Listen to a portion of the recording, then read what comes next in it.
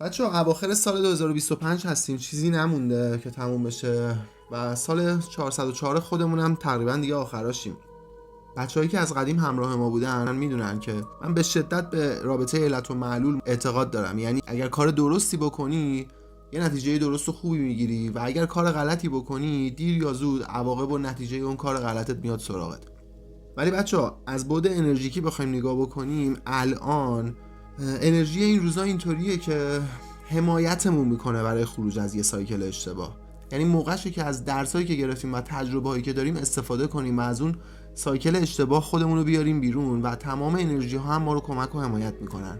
اگر دقت بکنین جمع اعداد 1404 میشه 9 و جمع اعداد 2025 هم میشه 9. حالا چه کلیدی تو این ماجرا هست؟ ببینید عدد 9 عدد پایان سایکل هاست، عدد پایان چرخه هاست. و این به ما چی رو میگه؟ الان بهترین فرصت برای تموم کردن چرخه عادتهای معیوبه که بتونیم با اون چیزایی که توی این چرخه یاد گرفتیم این چرخه ها رو تموم کنیم و یه شروع دوباره داشته باشیم. بچه ها این صحبت هایی که محمد کرد راجع به عدد 9 اینا شاید خیلی بگن اینا باز هم همون تئوری های توطئه و یه سری صحبت های پوچیه که همه واسش وصله میچسبونن و آقا اینا، ولی شما برید راجبش تحقیق کنید. خیلی هم مطالب عمیقی وجود داره توی این موضوع. یعنی یه چیز سطحی نیست که بگید یکی یه چیزی گفته و یه سری هم پیشو گرفتن یه داستانی درست شده. اینا از باستان بوده. برید تحقیق کنید خودتون متوجه میشید که چه دنیای پر رمز و رازی داره این قضیه. این فقط یک عدد نیست، یک آفرینش پشتش نهفته است. مثالی که در این مورد میتونیم بیاریم مثل جنینیه که 9 ماه تو رحم مادر میمونه، رشد میکنه و بعد از خارج شدن از رحم مادر یه تولد دوباره رو تجربه میکنه. یعنی همون یه سایکل جدید. یه سایکل داخل رحم مادر بوده، بعد از خارج شدن از رحم مادر یه سایکل جدید و دوباره اون سایکل تا مرگش رو طی میکنه و بعد از مرگ هم که حالا ما نمیگیم قطعا ولی درصدی براش میذاریم که دوباره یه سایکل جدید باشه و این سایکل ها انقدر ادامه پیدا میکنه که تا ما به اون کمال انسانی، به اون بلوغ رفتاری، به اون جایی که یک موجود به اسم اشرف مخلوقات لایقشه بتونیم برسیم. حالا اصلا آقا ما به اون عمقش کاری نداریم. اینو میتونیم بذاریم یه بهونه واسه همون کنار گذاشتن عادتهای بد، کنار گذاشتن رفتارهای نادرست و شروع یه تولد دوباره باشه. بچه‌ها میخوام اینو بدونین، من تو چیزی رو خودم تجربه نکرده باشم، یعنی اون چیزی که دارم راجع بهش صحبت میکنم و زندگی نکرده باشم، هیچ وقت نمیام اینجا راجع بهش صحبت بکنم.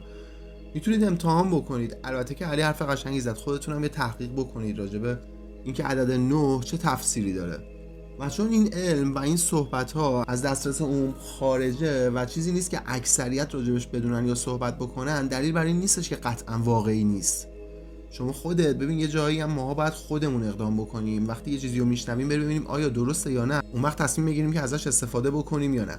خود من امسال خیلی عادتهای بد و غلطی که داشتم و گذاشتم کنار. یعنی دیدم واقعا نیروهایی هست، انرژی هست که داره منو کمک میکنه. وقتی تصمیم میگیرم عادت غلطمو بذارم کنار خیلی برام راحت تره تا اون چیزی که برای پارسال یا پیارسالم در نظر میگیرم. میبینم اون موقع برام انگار خیلی سخت تر بود، ولی انگار الان یه انرژی هست که هولم میده. وقتی تصمیم میگیرم برم جلو انگار یه انرژی هم هست که داره از پشت هولم میده. یعنی میفهمم دارم کار درست رو میکنم. برای همین بازم اینجا از شما میخوام با درک و منطق خودتون یه تصمیم بگیرید این کدوم عادتت مثل یه بار سنگین رو دوشته که اصلا لازم نیست همراهت باشه، فقط به خاطر انتخابای غلط، تصمیمای غلط، یا اینکه فقط شده یه عادت، چیزی که حتی دیگه اون خوشی قبلم شاید حتی الان دیگه برات نداره، فقط یه بار سنگینه که داری الکی حملش می‌کنی، اونم از روی عادت. انتخابش کن، سعی کن بذاریش کنار. یعنی واقعا باید تصمیمو بگیری، یا اینطوری هم نیستش که بگی حالا بذار ببینیم چی میشه. نه، اگه بهت قول میدم یه تصمیم قطعی بگیری، کاملا این باز بودن مسیر رو میتونی احساس بکنی، کاملا این حالت سبک شدن رو میتونی احساس بکنی. اینجوری هم نیست که بگم الان یه اجباریه، انگار اسلحه رو سرمون گذاشتن بگن این عادتتو بذار کنار. نه، الان اینطوری نیست. ولی بخوایم از دیدی که الان داریم راجع بهش صحبت میکنیم به قضیه نگاه بکنیم، مثل میمونه که الان نه تنها این کار سخت نیست بلکه حمایت هم داریم. ولی بازم اینم از روی تجربه میگم بچه‌ها، یه وقتایی یه عادتی غلطی انقدر داره ما رو اذیت میکنه، انقدر بار سنگین شده رو دوشمون و ما همچنان داریم حملش میکنیم، به یه جایی میرسیم که زندگی میاد پاشو میذاره انگار رو گردنمون، میگه این کار دیگه بسه. یعنی به اون فشار میاره و یه جورایی ناگزیر دیگه باید اون عادت رو بذاریم کنار. یعنی اینجا دیگه انگار دنیا میاد مداخله میکنه. اگر راجع به اینم بخواید سرچ بکنید، راجع به تاور مومنت سرچ بکنید، متوجه میشید که شاید اصلا از روی تجربه خودتون هم تجربه کرده باشید. یه جایی عادت غلطی رو انقدر ادامه دادید که دیگه مجبور شدید، یعنی تحت فشار مجبور شدید اون عادت غلط رو بذارید کنار. الان بهترین روزاست که خیلی ساده یا به قول گفتنی با زبون خوش بخوایم انجامش بدیم، حمایت هم که میشیم، یعنی راه کاملا بازه. ولی اگه این کار رو نکنیم ممکنه بعدها مجبور بشیم تحت اون فشار، تحت اون اجبار بخوایم این کارو بکنیم و خب 100% الان انتخاب بهتریه برای انجام دادن این کار. بچه‌ها در کل عدد 9 عدد تکمیله، عدد جنبندی تجربه است، عدد بلوغ، عدد آمادگی برای جهشه. جز برای اون مثالی که برای جنین زدیم، تو خیلی از جاهای دیگه توی ریاضیات مثلا مجموعه زوایای مثلثات یا دایره همشون به 9 ختم میشه. خب اینا نمیتونه تصادفی باشه، اینا نشونه های برای اونایی که میبینن و دنبال حقیقتن.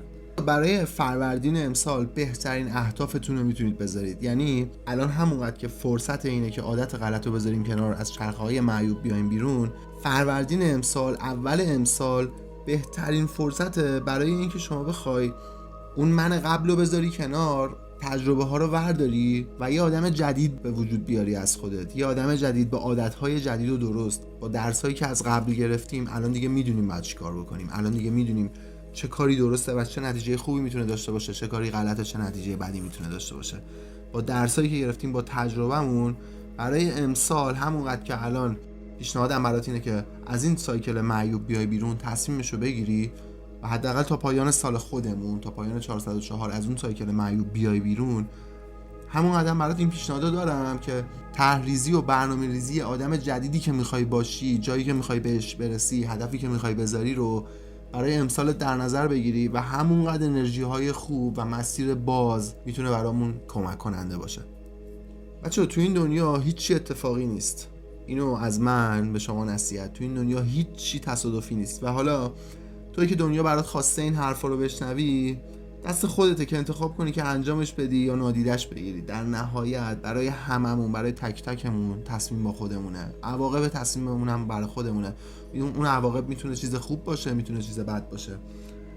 تو هم به عنوان یه فرصت بهش نگاه کن. علی چه حرف قشنگی زد، حتی اگه این حرفا رو قبول نداری، به عنوان یه بهونه میتونی ازش استفاده کنی که اون عادتهای غلط رو بذاری کنار و بری توی مسیر درست. بازم مثل همیشه تصمیم گیرنده خودمونیم. ما اینجاییم فقط از تجربه هامون و راه حل هایی که میتونن بهمون کمک کننده باشن صحبت کنیم. امیدوارم درایی که باز هستن تو زندگی هممون روشن و واضح بشن و ما هم ازشون استفاده کنیم. مرسی که همراهمون هستی. تا اپیزود بعدی، فعلا.